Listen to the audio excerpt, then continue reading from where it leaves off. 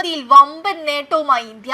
2025-26 കാലത്ത് ഇന്ത്യയുടെ പ്രതിരോധ കയറ്റുമതി 38,424 കോടിയിലേക്ക് കുതിച്ചുയർന്നതായി പ്രതിരോധ മന്ത്രാലയ രേഖകൾ വ്യക്തമാക്കുന്നു. 2016-17 കാലത്തെ അപേക്ഷിച്ച് 25% മടങ്ങ് വർധനയാണ് ഉണ്ടായിട്ടുള്ളത്. 2016-17 കാലത്ത് പ്രതിരോധ കയറ്റുമതി 1522 കോടി രൂപയുടേതായിരുന്നു. അന്താരാഷ്ട്ര ആയുധ വിപണിയിൽ ഇന്ത്യ നിലയുറപ്പിക്കുകയും കരുത്തു തെളിയിക്കുകയുമാണെന്നാണ് കണക്കുകൾ വ്യക്തമാക്കുന്നത്.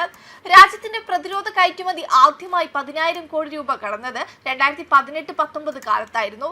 കോവിഡ് കാലത്ത് ഇത് 8,435 കോടിയിലേക്ക് ചുരുങ്ങിയെങ്കിലും പിന്നീടുള്ള വർഷങ്ങളിൽ മികച്ച വളർച്ച കൈവരിച്ചു. 2023-24 2025-26 ഇടയിൽ പ്രതിരോധ കയറ്റുമതിയിൽ വലിയ വളർച്ചയുണ്ടായി. 21,083 കോടിയിൽ നിന്ന് 38,424 കോടിയിൽ എത്തിച്ചേർന്നു. 2016 മുതൽ 2025 വരെയുള്ള കണക്കുകൾ പരിശോധിച്ചാൽ 60% ഇന്ത്യൻ പ്രതിരോധ കയറ്റുമതി 3 രാജ്യങ്ങളിലേക്കാണെന്ന് വ്യക്തമാകും. ഇന്ത്യയുടെ പ്രതിരോധ ഉൽപ്പന്നങ്ങൾ ഏറ്റവും കൂടുതൽ ഇറക്കുമതി ചെയ്യുന്നത് മ്യാൻമാറാണ്. 28%, തൊട്ടുപിന്നിൽ ഫിലിപ്പീൻസ് ആണ്. 19% ഇവിടേക്ക് കയറ്റുമതി ചെയ്യുന്നത്. മൂന്നാം സ്ഥാനത്ത് അർമേനിയാണ്, 15%, ശ്രീലങ്ക 13%, മൗറീഷ്യസ് 8.3%, സീഷെൽസ് 6%, വിയറ്റ്നാം 5.5%, മറ്റുള്ളവർ 5% എന്നിങ്ങനെയാണ് കണക്ക്.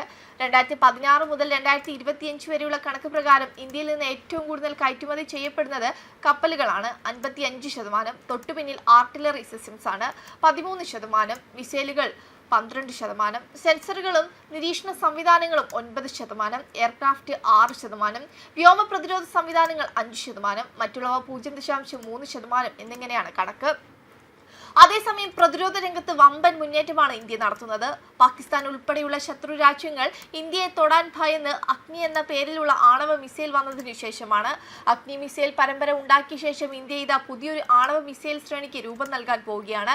ഇക്കാര്യം ഇന്ത്യയുടെ പ്രതിരോധ ഗവേഷണ കേന്ദ്രമായ DRDO വെളിപ്പെടുത്തി കഴിഞ്ഞതായി ചില പ്രതിരോധ വെബ്സൈറ്റുകൾ ചൂണ്ടിക്കാട്ടുന്നുണ്ട്. ഇപ്പോൾ ഇന്ത്യൻ കരസേനയ്ക്കും വ്യോമസേനയ്ക്കും അഗ്നി 1, അഗ്നി 2 എന്നീ മിസൈലുകളുണ്ട്.